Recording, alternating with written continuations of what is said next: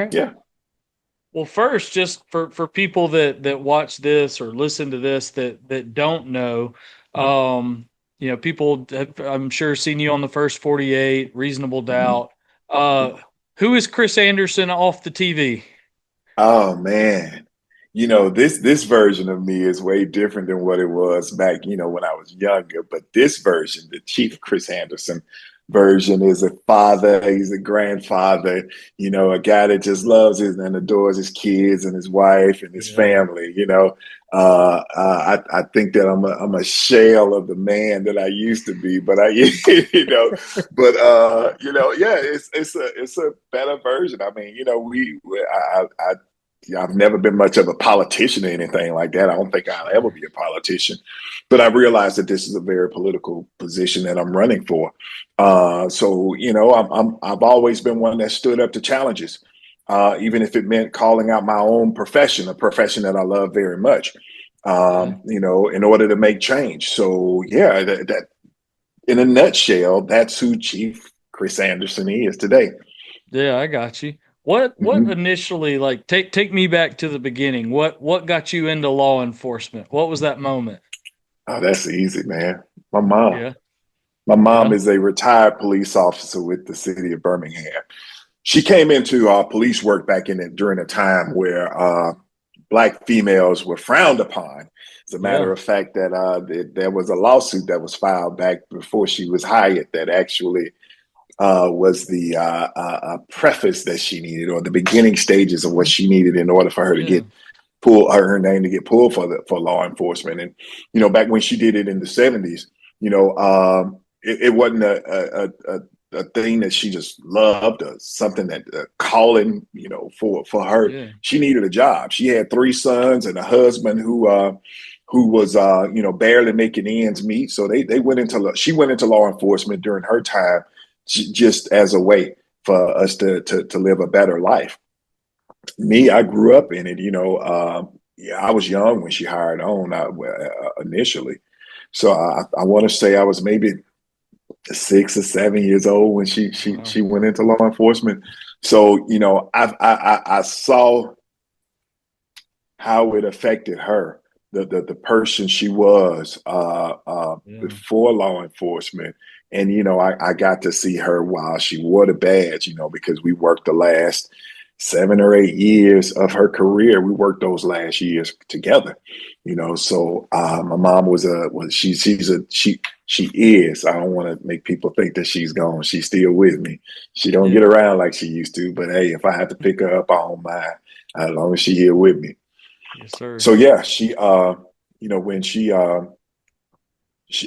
I got the opportunity to see the person that she was as my mom, and then got to see, Jessica Diane Anderson, Sergeant Jessica Diane Anderson, who she was when she wore the badge. And was that much more of a difference? No, she wasn't that different. She was a mother.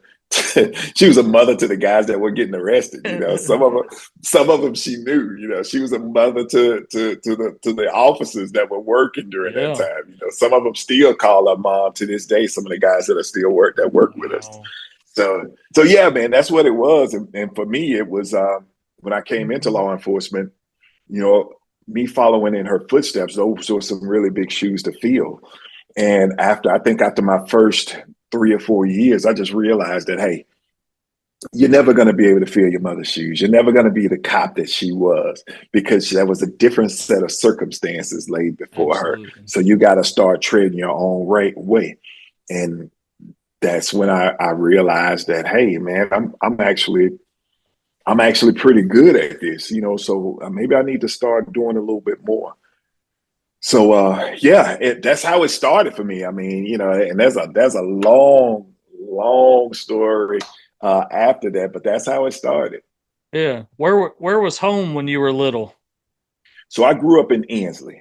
I don't know if you're Inslee. familiar, but if Yeah. you've watched any of the episodes of First 48, we I've recorded a seen lot Inslee. of episodes. Yes, yeah. You have seen the area I grew up in. Uh, uh, we, I'm one of three boys that my mother Yep. birthed into this world, and raised along with my father. And we were raised during a time where Ansley was way rougher than it is right now. It's pretty Yeah, rough now, but back during the 70s and 80s, yeah, it was pretty rough back then. So yeah, I'm born and raised Birmingham, Ensley boy. quick timeout and we'll get right back to the episode. If you are enjoying this content, please do me a favor and subscribe to the channel if you are not already. Like the video, share the video. It really helps the show grow and helps me keep producing this kind of content. So that's all for now. Let's get back to the episode. I got you. How'd you get into Birmingham PD and ultimately homicide? So man, all right. So let's start off with the Birmingham PD stuff first. Yeah. When I went to Birmingham, my mother always tried to push us away from law enforcement. She never wanted any of her sons to Yeah. be cops, right? So when we came into it, well, when I came into it, my brother was a dispatcher, Okay. with Birmingham, and then when I came into it, I started off in the jail. But I always had this thing. I want to try this thing out. So, and she would always push against it. No, Chris, you need to go back and finish up school. You can work over at the jail, finish up school, and become a lawyer because that's where the money is. Become a lawyer. I'm Yeah. like, oh, okay, mama, yeah, okay. But this is Yeah. Chris Anderson. Chris Anderson, the cop, and Chris Anderson, the son, were completely different people. Completely different. So, so yeah, I went down, and one day I was at work. I decided, they were doing recruiting for this new class. This was back in 1995. Okay. They were doing a recruiting for the class. I don't know if you remember when they hired the largest class at that time. The largest class in Birmingham police history was Okay. the class just before the mayor, but before the Olympics. Yeah, it was a Yeah. class just before the Olympics. I was working at the jail. I had a job that was, providing for me and my family. I had a young family. I'm married, young, a daughter, and I had a son. My son was on the way during that time. So they put out that they were giving a test for law enforcement, and I was already working over at the jail. And everybody tried to tell you can't never once you get out of hired over at the jail, you don't never get out. At any rate, I went down there and took the test. And like I said, if you want to know the story about Chris Anderson versus Chief Chris Anderson, I'll tell you about it. I'm very transparent about it. But I Let's go hear it. down and take that test. I go down and take that test, and I scored the highest that I've scored on any test that I've ever taken in my life during that Wow. time. And I was number one or two on the list to get hired. And when I got the results, man, look, I'm 20, 21 years old, and I was Yeah. afraid to go and take this to my mom because look, I'm about to go against everything that she's been telling me for Yeah. 21 years.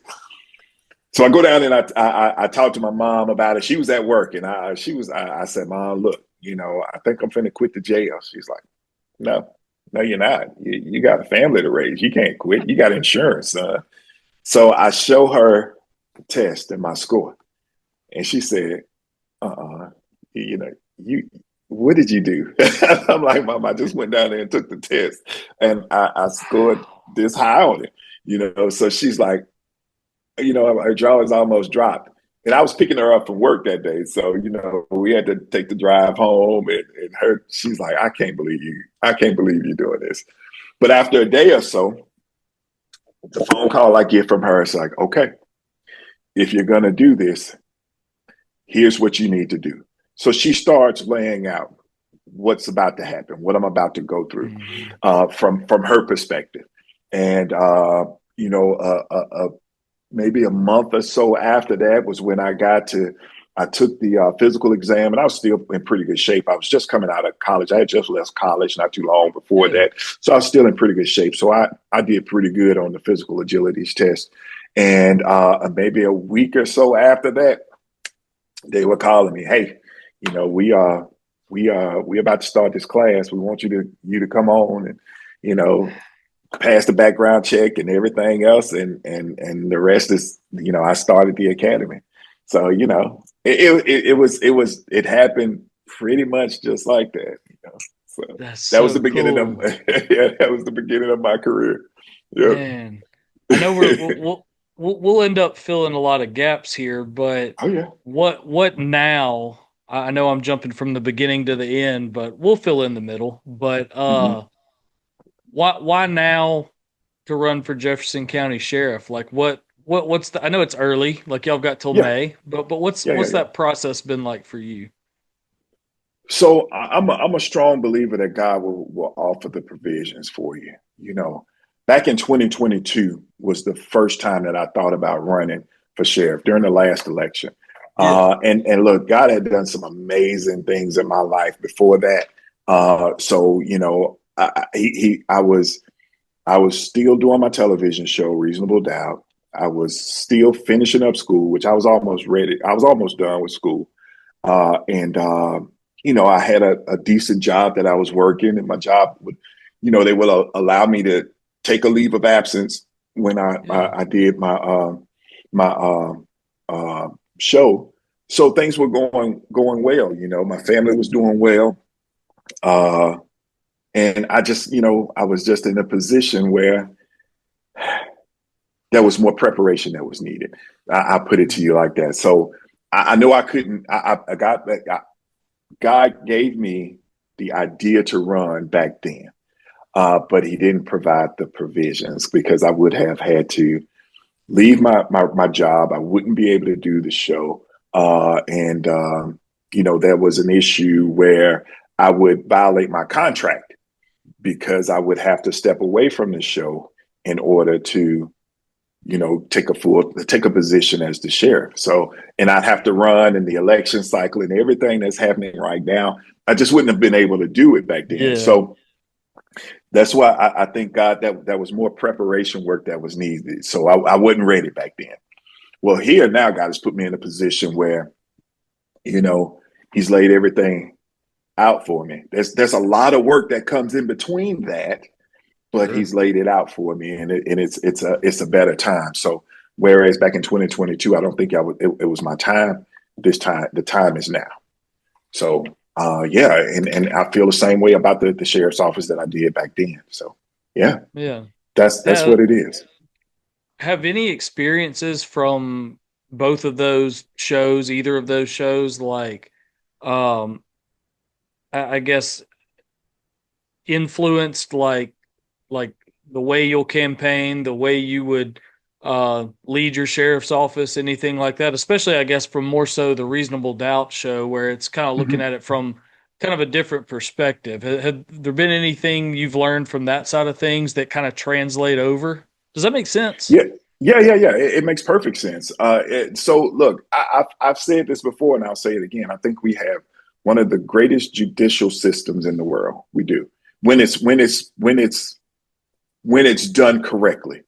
Mm-hmm. It can be very fair, but it's not perfect at all because it's Right. run by an unperfect people. So there are Sure. mistakes that have been made, and us in law enforcement must be willing to be the voice for when justice is not served. Because when our system makes a mistake, justice is not served. So has it shown me? Absolutely. Has the first 48 and shows like Reasonable Doubt, has it opened my mind to certain things? Absolutely. Absolutely. We can make mistakes, but we in law enforcement need to be willing to call out our own profession. Even though it's a profession that we love, we need to be willing to call it out when it's wrong. Yeah. Do you have an example of something like that? Like, I'm not saying like call out anybody by name, none of that No, stuff, no, but no, like, have there been no. things that you've seen like anywhere where you've been like, man, even if it's yourself, where it's like, Mm-hmm. man, this wasn't done right. I wish I could have done this differently or something like that? So there are a lot of episodes on Reasonable Doubt that I would have done it differently. A lot of them. But one in particular case that I had, me personally, I'm not, and I've there have been cases where I wish I had done something different. Like I have three cases that were left unsolved, and I don't want to share the victims' names. Hopefully, one day, you know, God will open up the door for me to look back into those cases. That those are three cases that I truly wish that there had been. I could have done something different, solve those three cases. Sure. But there was one case in particular where I had So let me preface this. I had a Yeah. young lady who had been murdered inside of her home, and her mother found her. This is just the episode. This was a case that was never aired on First 48 or anything like that. But her mother found her, and I could not imagine finding my own child deceased or having been murdered in my own home. That would tear me to shreds. But this mother handled it better than I would have been able to. Oh. So you get to a point of, a guy like me. I want to make sure I solve all of my cases, every last one of them. So I go and I start looking into it. So when we have a murder, the way that this murder was set, it kind of pointed its finger at a person that she was involved with, right? So I go and start canvassing the neighborhood, and after about a day or so of canvassing, I have a witness who says that they saw her boyfriend leave the location. This person was very certain during that time that she saw this young man and she was able to identify him leaving the location the day of the murder. Yeah. So, and this is back in the early 2000s. I mean, well, mid 2000s when I was in homicide. It's one of my, I wasn't as well versed about homicide cases as I was then, but she was able to identify this person. So the first thing that I do, I go pick him up and talk to him. He tells me that he didn't do anything to her and that, I was at such and such's house. I go back and talk to that person. They said, no, he wasn't here. So now I have a witness who says he was there. And I have a person who can say that what he said to me was not the truth. So I took that young man and I took him into custody. And I didn't feel good about it. I didn't feel good about it in my spirit, but I mean, I had a probable cause to take him Yeah. into custody Yeah. because, we have this person that said that they thought that he may be responsible. So I sat down with my supervisors and I started talking to them, and I told them I didn't feel comfortable about what had happened. So after we discussed it, we put the guy in jail for we had a 48-hour extension, and he told me, look, Yeah. you got 48 hours to clear this up. If he's doing it and you can find the evidence that supports it, you charge him. But if you can't, you release him. So for the next 48 hours, 2 days straight, I was gone. I was on the streets. I was working everything that I could, every lead that I had in order to figure out if he was responsible or if he was not. I couldn't find anything that anything further than what I'd had before. Yeah. So I released him, let him go, let him out of jail. And, like I said, this case happened back in the mid 2000s. This was before DNA came back in 30 minutes. It took months for us to get DNA evidence back. So I let the young man go, and every single week, almost not every week, this woman called me every day. She had my cell phone. This is the mother to the victim. She called me every single day. Detective, you got anything on my daughter's case? No, ma'am. And as soon as I get some, I'll let you know. That was every single day for almost 90 days. Wow.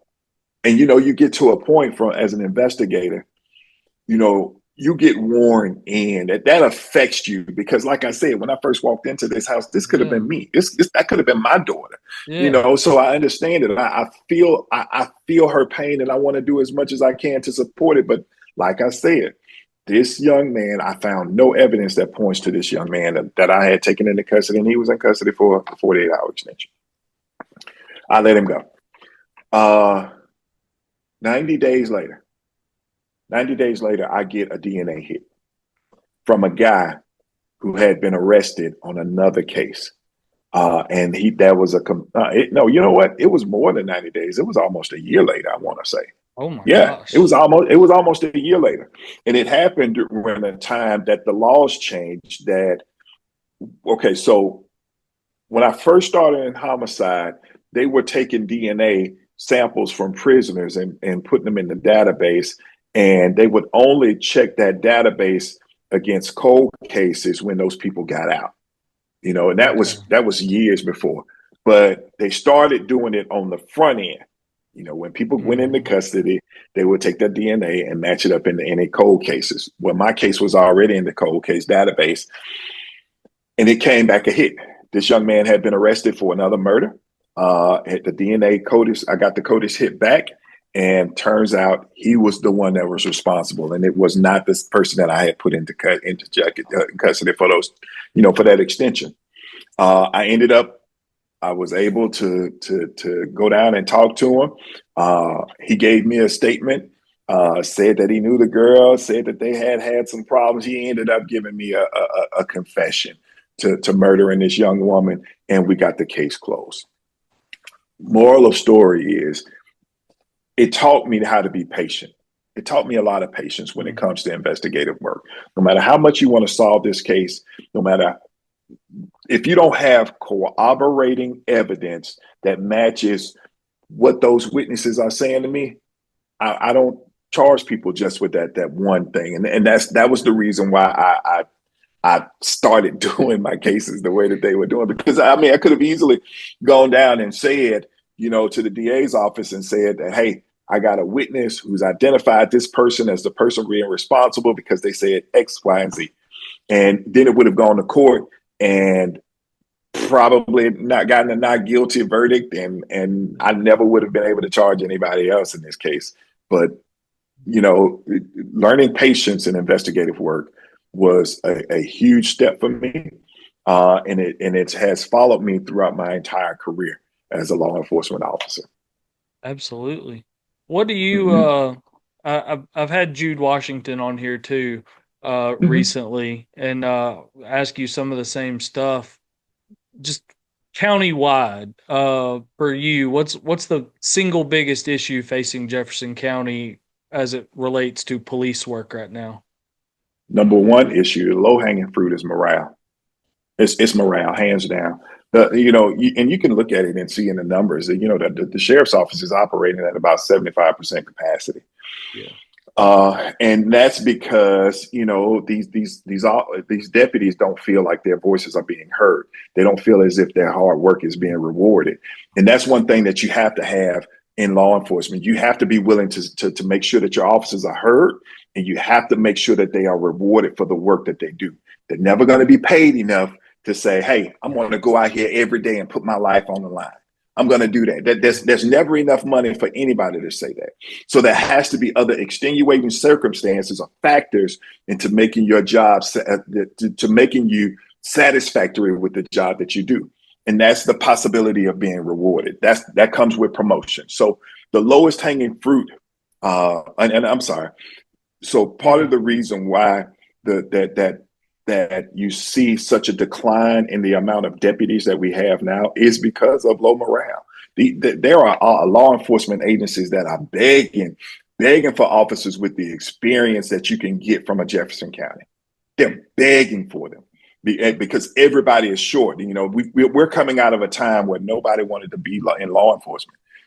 After COVID, after the defund the police type movements, that hurt our profession. So yeah, and officers can go and they can find a department where they can ride out their last 10 or 15 years in the car, and they don't have to really do as much work that's required in the Jefferson County. So the number one issue that I want to address is morale within the department. And I believe that's low hanging fruit. The next one is collaboration throughout Jefferson County and the other departments that Jefferson County serves. There's not enough collaboration between these departments, and that's huge. You'll see things that are happening now. We're in a season of voting, and a lot. While I don't want to give out specific strategies, and I'm not here for the mudslinging. I swear I'm not that type of person. I I get like it. Sheriff. I like Sheriff Petway. He's a great man. I like the opponents. Everybody else that's running in this case. I have no disdain for anyone that's running in this race. I just believe that I'm the man for the job. I believe I can do a better job, and I have a plan for all of the issues that I think need to be addressed once if the people or the voters of Jefferson County seek me as their sheriff. Yeah. How about on the streets, the public safety side of things? What's the number one issue there facing Jefferson County as a whole? Like just the deputies on their day to day, the work they're doing. Is it homicide? Is it drugs? What is it? So there's multiple factors. I mean, we're in Jefferson County. We this is a county that has a lot of all of those crimes. I mean, we have Yeah. a fair amount of homicides, and usually the factors are all stem from one thing, and that's narcotics, drugs. You Yes. have your fair amount of drugs that are happening during domestic relations, but I mean, narcotics is when you focus on narcotics, you affect a lot of other criminal acts that comes from because you have Yeah. narcotics in it. Yeah. So yeah, we have a there's a multitude of criminal acts that need to be addressed in Jefferson County. But one of them is narcotics. Absolutely. Mhm. Um, how do you kind of? I've always been curious about this. Like, and I'm trying to figure out how to phrase it, but like perception. I don't really I'd much rather deal in reality than perception, but Mhm. um combating crime while balancing not over policing in a way, like what does balance look like for you for a sheriff's office, like where you're present in a community but people don't feel like they're here too much, or something like Yeah. that. Does that make Yeah. sense? I think I understand where you're going with this. So, perception versus presence. So, look, I feel safe when there are police around. I feel Yes. safe when I know that, okay, if I have an issue, I know exactly who to call.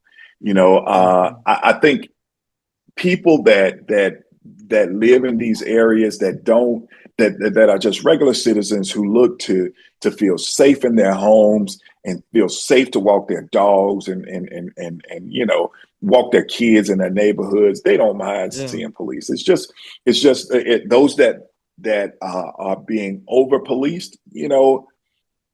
And look, I'll be the first one to say that there are areas that have been over policed. I mean, but there's a balance between over policing and making people feel safe. And I think that every interaction, if deputies feel that no, or deputies have the training to know that every interaction that you have with a citizen is going to affect that perception, and they do the best to make that perception feel real and genuine, that's the best way to go. Absolutely. Absolutely. Mm-hmm. Um, mental health related calls. Mm-hmm. I know it's a big national thing. I It is. I don't know enough about it, but like, sending, I don't know, social workers, is that what the people are saying nationally? Like, what Yeah. how does okay. I'm not a law enforcement officer, obviously. Right. Uh-huh. If there's something like that happening next door, I don't want a social worker showing up. I want a cop showing up. Right. Uh, what are your thoughts on that general kind of thing? Yeah. So look, I'm not gonna send in a social worker when we got shots fired. I'm not gonna be the one to send in a social worker when there's a guy that potentially has a gun. That's Potentially, that's yeah. yeah. It even because we look. I have worked a lot of cases or been around a lot of cases where law enforcement officers are seriously hurt Yeah. during incidents of their when there are declines with Mhm. mental health. But do I think that that's an avenue that can be ventured into? I don't know. I really don't. I don't know if that's the answer to some of the things that we had that happen. But I do know that we don't need to have officers that are going in when the first thing that they think about is pulling out their weapon either. So we have to balance the extenuating factors in some of these calls. So, do I completely agree or disagree with either side? No, I don't completely agree or disagree with either side. Yeah. We just have to balance them both. Yeah. The middle is a good place to be. Mm-hmm. Absolutely. Absolutely. Mm-hmm. Is Jefferson County Jail overcrowded? Yes. Why is that? Yes. It has been. I mean, look, we got a lot of folks that's going to jail. I mean, you have and I mean, rightfully so, because we're coming off a time in crime fighting. There are some people that look to victimize the people of Jefferson County. Those folks got to go to jail. If you look to commit crimes, you got to go to jail. And Yeah. and that's one of the things that a lot of the departments that are surrounding Jefferson County and Jefferson, that we have to put some folks in jail. But the way that you impact crime, you got to impact it on the front end and you've got to impact it on the back end. And then, you got to put some folks in jail. Those Yeah. are the three factors. So the way we go about doing it, I think everybody has a different way of doing it. But I mean, yeah, that when you impact crime the way that I want to do it, you're gonna have some overcrowding. So, are there things that we can do from Jefferson County that need to be done to make some inroads into getting rid of some of that overcrowding? Absolutely. Are there things that I want to say right now? Do I want to say it right now? No. I mean, it's way too early. Early. It's way too early in the campaign. To start talking about specific strategies on what you want to do, because what I've seen in these races is candidates will start looking almost the same because Yep. you've given strategies way too early. So if you want to be able to differentiate the candidates and their stances, you know, let's find out who these people are first. Find out who Oh they yeah. are first, and then like you're doing right now, find out who they Yeah. are first, and then we'll talk strategies. But Oh it's yeah. way too early. But I have a plan for that. That's it's funny you say that because I'm in Trussville, so I'm in Mm-hmm. Jefferson County, but I'm in a city that has its own police department. But Mm-hmm. um over the last year, they had an election in August, and the mayor who just left office, he announced like last October, he's like, I'm not going to seek reelection next year. So people Mm-hmm. started throwing their hats in the ring around Christmas time, around this time last year. They start saying, I'm going to run for mayor. So I started doing podcasts with them, and they're people I knew. One of them, I Yep. graduated high school with him. I knew him. You probably know him too, Ben Short, Mm-hmm. Uh-huh. um, because he's done a lot of work with Trussville PD and with Jefferson County. Um, Yep. but I started doing those podcasts that early, and people were like, well, you didn't ask them about their thoughts on this. You didn't ask them about their thoughts on that. I'm like, bro, we got 8 months to do that. Right. This was an introduction to who they Right. are as Right. Right. people and their Yep. mindset, why they Yep. chose to do this. There's plenty of Mm-hmm. time for the actual issues, so to speak, you Mm-hmm. know? Right. This is Right. that general get to know you deal. Yeah, right. Absolutely. I hope with everything that I've done in my profession that some folks already know who I Already am. know.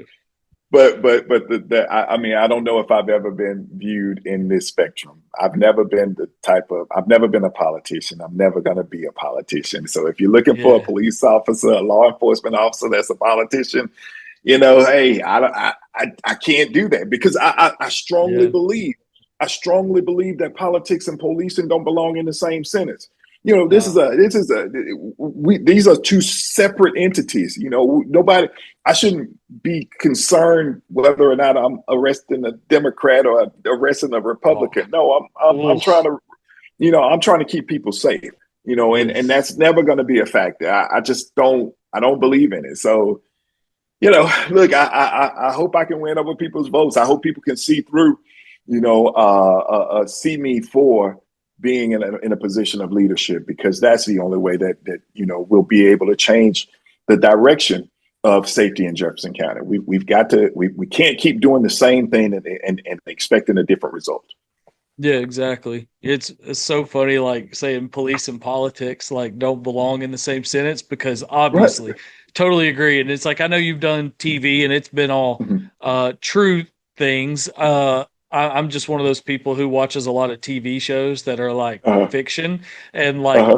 one in particular that I love. Me and my wife love the show SWAT, Uh-huh.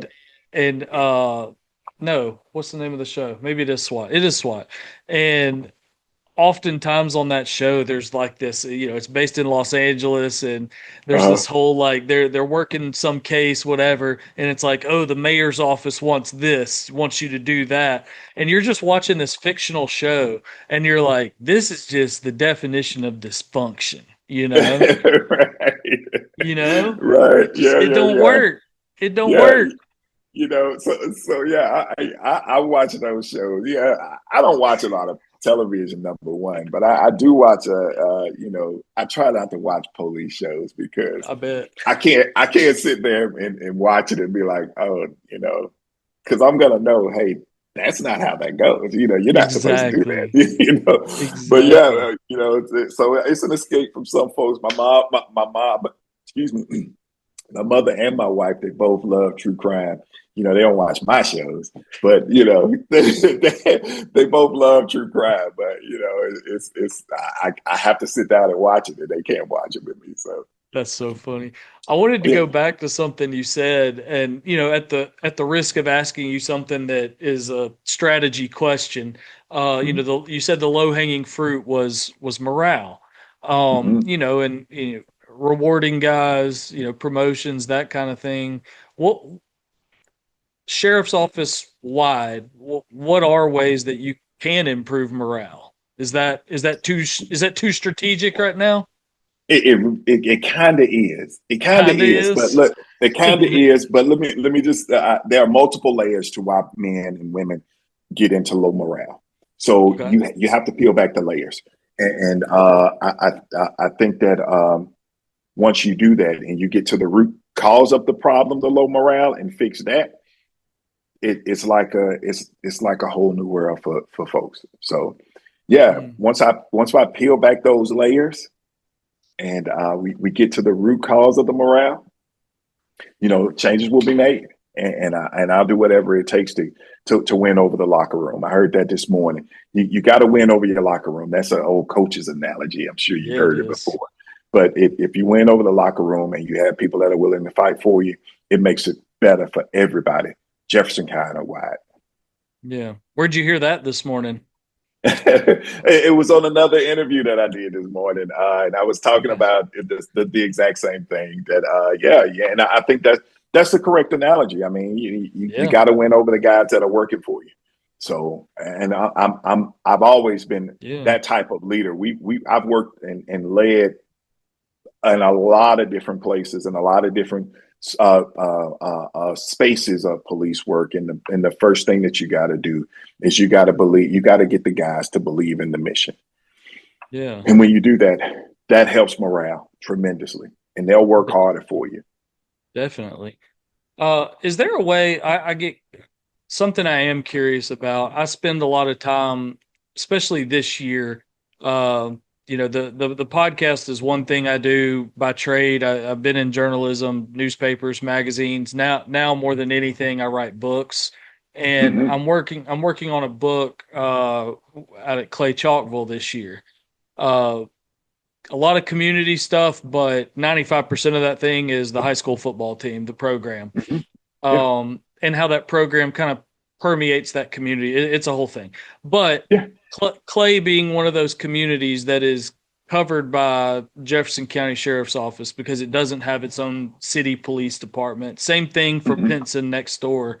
Yeah. Um, what role do community members like churches, neighborhood associations, nonprofits, whatever it might be, do they play a role in helping you guys like when they don't have their own city force? So, do they play a role? Absolutely. The biggest asset that you can have in police work is the buy-in from the community. We should be working hand in hand together, because that's the only way that you're going to be able to have an effect on crime. So it's Yeah. it's community policing partnerships, and I said this earlier on a video that I just posted to my social media, talking about cooperation between law enforcement agencies, and another factor of that is the community. You got to have the community buy-in.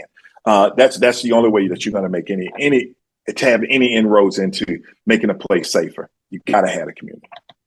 Is it harder to get a community like that? Like, I don't know exactly what the layout is. I don't know if Clay gets like two contract. I don't know what the contracted deputy situation looks like, but for a place that I know they see a lot of the same guys, day in and day out, but for a place that, Mm-hmm. doesn't have its own police force and, maybe these guys are driving in, they don't live there, whatever. Is it harder to get that buy-in? I don't think so. You have to be one of the blessings that I've had by by being on television is making people feel more comfortable with me. Because they know Yeah. Chris Anderson.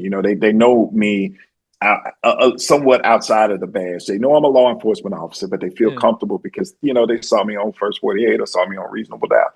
And I don't. I'm not an actor either. That's who I am. I don't know how Right. to act. I've never taken an acting class or anything like that. But the person that you see sitting on this Zoom Yeah. call with you is the person that I am. That's who I am all the time. Yeah.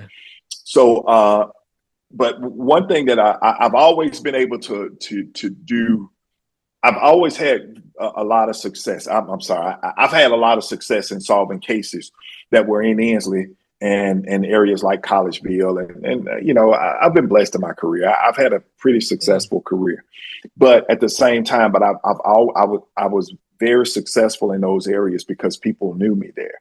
They felt Yeah. comfortable with me being there. Yeah. So, and that's everywhere. That's all across the United States. People feel comfortable when they can Sure. see you. When I see my law enforcement officers or my law enforcement partners that are, now they got kids that are playing football with my kids and they live in those areas, and I can see the cars sitting down the street. I feel comfortable with these guys, and I think it just helps us to know people, know law enforcement officers on another level, and that's how it should be. Absolutely. Yeah, I'm not gonna name him here, but I'm Yeah. good buddies with a with one of the Jefferson County Sheriff's deputies. And oh my gosh, I ran into him one day at, I don't know, Books a Million or something like that. I had my Uh, 5-year-old with me. yeah. We take him outside. He does, gives him the little kid badge, takes the Yeah. picture in front of the The deputy cruiser. car Yeah. and all that. And it Yeah. was just such a cool, like my kiddo was pretty nervous because like he didn't know him.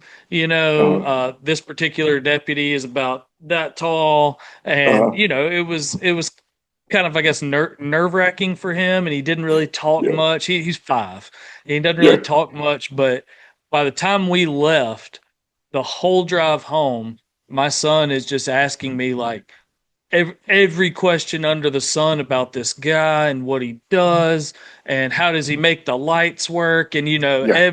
Hmm. every little thing. He was enthralled by it, and Yeah. for a little kid, it made an impact on him, and I thought Yeah. that was just the Yeah. coolest thing. Look, so I don't know if we got time to go into this story, but that reminds me of me growing up, man. And I was fortunate enough to have a mother that policed in the same neighborhood that we grew up in. We lived in Yeah. Ansley. My mom was a supervisor over in Ansley. So back when we were younger, me and my brothers, we were typical teenage boys. We got in some trouble. My mom bought us all motorcycles when we were young, and boy, I'm talking about, we rode through those streets like a gang of motorcycle guys. So, but we had cops in the neighborhoods that knew who we were, knew all of our friends. So if they Yeah. saw us and they thought we were doing something wrong, they would go stop us and talk to us and say, "Hey, you know what? I'm going to tell your mom." And then my friends that were with us, they knew where they stayed at. They knew the houses that they lived in. So they were able to go and knock on the door and say, "Hey, I saw your son down here at such and such a place, and he don't need to be down there. So I'm just letting you know, we ain't put him in jail. There wasn't a bad interaction or anything like that, but I did stop him and talk to him." And that made an impact on a lot of the guys that I grew up with. Yeah. Just and a lot of my friends that have, you know, that grew up in those same neighborhoods. I've had quite a few of them that have gone to prison, and some of them are no longer with us. But I have a lot of them that are still around, and they still remember those interactions, and it made a positive impact. Now here, me, 20, 30 years plus, I get the same thing. I still get my haircut in the same neighborhood that I worked in, over Yeah. on the east side of Birmingham. I go there every week to get my haircut. And there have been multiple times where I've walked into the barber shop, saw someone that I had an interaction with, and they'll do things like tell me about the interaction that we had together, and how they changed their lives. They're older now, they got That's good. grandkids, and they're taking their grandkids to the barber shop. And I end up, I've had a few of them that's saying, look, man, I'm gonna pay for your haircut. Let me do this for you for what you did to Wow. me, 20 or 25 years ago. I just want to say thank you. This is the only way I can do it.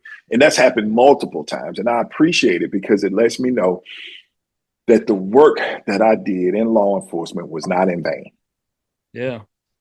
hands down. So, and I'm sure there are many of police officers, many of officers that are still working, that have had the exact same thing that happened. And those are the situations where you know that your job, that you did well on your job. That's that attaboy that you need. Yeah. We need like as a guy who's been in news and stuff like that, man, those are the types of stories that I like to do. I Mm-hmm. understand in journalism that, one of our I never well, I shouldn't say I don't subscribe to this phrase, but if it bleeds, it leads is a true thing. I Mm-hmm. I understand that, but I Yeah. always like to find those good stories. Yeah. Like people have known for years that I'm someone that would go out of my way to try to find stories like that, and especially Yeah. policing these days. Man, Mm-hmm. stories like that, like we see the things that take the headlines that Yeah. end up the body cam videos that you see and Mm-hmm. all this stuff and the drama and Yeah. the all that kind of stuff. But man, stuff like that, that's what it's about. That is cool. Yeah. I'm glad you Yeah. shared that. Thank you, man. It's no problem, man. I love sharing good stories about cops, man, because we don't get it enough. There are plenty Yeah, of cops that I've seen, buying folks groceries, and going out, going above and beyond just the badge in order to make somebody's day a little bit brighter. absolutely. And I appreciate you for doing that, for taking the time out to tell some of those stories, because, like I said, and once part of the decline in my profession has been because of the if it bleed, it leads type mindset, and that kills any profession. Yeah, it definitely does. Well, let's start to wrap this thing up. But voting is like May 19th, Mm-hmm. 2026, I think. Yeah, yeah, Um, yeah. what do the next 5 6 months look like for you campaign wise? I don't know. I don't know how it's going to look. I'm ready for it, whatever it looks like. But I was talking to my campaign manager today. And look, I'm one of those types of people. I don't have a poker face. I don't, even though I've been in homicide for the many, many years I have. I don't have a poker face. I'll tell you what I have on you, and if you want to tell me the truth about what happened, then that's fine. If I don't have anything, you better believe I'm gonna work every lead that I have in order to either find it or release you. That's just who I am. So today when you get into this area, I don't know what to expect. I don't know how I'm supposed to feel. I don't, so I have an interview. Like I said, I had that interview earlier today, and while we were off air, the host says, man, Chris, you got a major task ahead of you. All of your opponents have outraged you in funding and things of that nature, and how you going to match what they're raising? And I gave him my general answer, but I'm the type of person that, hey, I don't, some stuff bothers me. That bothers me. That fundraising is is as hard as it is, because it is hard. Yeah, You when you it have is. an opponent that has done what the sheriff has done, and people feel like, hey, you know they feel like they feel, and they're willing to donate because, hey, he's been okay for me, so here, that's kind of the mindset that I'm hearing. So I go back and I talk about my my campaign manager, and she's great. She's been through this before, so she does her. You got to pep up your client. You got to pep him up, and she did a very good job. But still, it still bothers me. I got to figure out a way how we can match what they're doing. And it just reminded me that God, when God gives you the vision, God gives you the provision. That's something my pastor said to me months ago. He said it to in one of his sermons. He just said it, and it just resonated in my head. As soon as I walked out of her office, a guy stops me and says, "Hey, you're Chris Anderson. You're running for sheriff, right? Congratulations, man. I want to support you." That's the first thing. And then I walk. I get on the phone with someone else who wants to support, and this person throws a little donation in, and then I go to a restaurant this morning for breakfast. I'm just planning on sitting down, and someone else comes up to me and says, "Hey, I want to do everything I can to support you. I know how hard it is. I've run for public office, and I want to hit. So here you go." And they throw a small donation towards me. So I think today, God has really, really shown me that when I give you the vision, I'm going to provide you with the provision. So until God makes this amazing work in life with that I've yet to see, and I know it's going to be Him that does it. You probably won't see Chris Anderson's name on some big sign next to on the side of the highway. But you better believe I'm going to be out working everybody else that's running for the same position, because I want it, because it's not me that's pushing me to do it. It's God. It's all about God. So the expectation was the question. I don't know what to expect, but I know it's going to happen. Well said. Well said. Thank you. Let's close with this. How do people? I know there are some social media and all that. How do people follow the campaign? Follow you over these next 5 months? Where do they go? So on Instagram, I am Detective Sergeant Chris Anderson. On Instagram and Facebook, Detective Sergeant Chris Anderson. My personal page, I've changed that into a campaign type page. I keep 2 pages. I've had it for a long period of time. And that's Chris Anderson. Now, since I made my announcement, I can't add any more friends. They only give you like 5,000 on that page. So yeah. I think I got 5,000 friends and I got 6,000 followers. So I don't want anybody to think that I'm not adding friends. I'm trying to. But on my professional page, I have a couple of thousand on there. They are more than willing to follow me on there. They can keep up with what I'm doing because I post daily, and that's going to be the way that I get the word out. And if you're looking to all of my campaign websites and my donation sites are on that page. I posted it several times. If you're looking to give somewhere, if you want to donate, if you want to help out the campaign, just reach out to me on social media. That's the best way to get me, because I'm going to be doing something daily, multiple times per day. And I forgot, I'm on TikTok also. TikTok is Detective Chris Anderson, or DET Chris Anderson. Isn't it crazy how many things you have to have these days? It is crazy, but hey, that's how you get the word out. I think that the technology that has helped us tremendously. Now, I think it's done some good and bad for law enforcement. We can talk about that the next time I'm on. There you go. Yeah, the next time I'm on, we'll talk about that. But you're right. It is crazy. So just look, and I want to end with this. Look, Chris Anderson for Jefferson County Sheriff. There's no politics. No favoritism, just service. That's who I am. Sounds good. Well, I appreciate you, Chris, and we'll have to do another one of these closer too, and really get into some strategy and some ideas and all that fun stuff. But I hope people that didn't know you already got to know you a little bit through this, and I really appreciate your time. Hey, man, I appreciate you for having me. Keep on doing what you're doing, man. I appreciate it. All right. Have a good day. Thank you, Chris. Thank you. All right. Bye.